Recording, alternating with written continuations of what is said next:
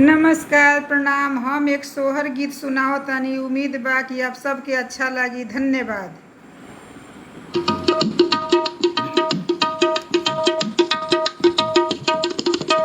हम मेरा बेटा होई त तोहरा के बोलाई बिना न दो। हम मेरा बेटी होई त तोहरा के बोलाई बिना न दो। बोलाई बिना न दो हो, बोलाई बिना न दो। हम मेरा बेटा होई त तोहरा के बोलाई बिना न दो। हम मेरा बेटी होई त तोहरा के बोलाई बिना न दो। हम मेरा बेटा होई त तोहरा के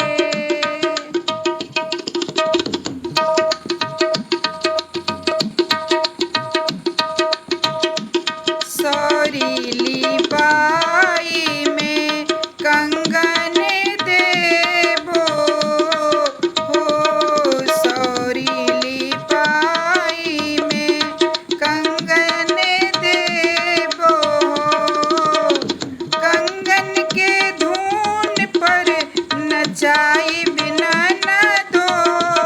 कंगन के धुन पर नचाई बिना न दो। हम मेरा बेटा होई त तोहरा के बोलाई बिना न दो। हम मेरा बेटी होई त तोहरा के बोलाई बिना न दो।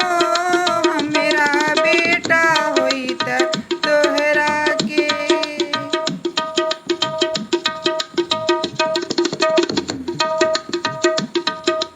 काजर पराई में पायल देबो हो। काजर पराई में पायल देबो हो। पायल के धुन पर नचाई बिना न दो। पायल के धुन पर नचाई बिना न दो। कि हम मेरा बेटा होई त तोहरा के बोलाई बिना न दो। हम मेरा बेटी होई त तोहरा के बोलाई बिना न दो। हम मेरा बेटा होई त तोहरा के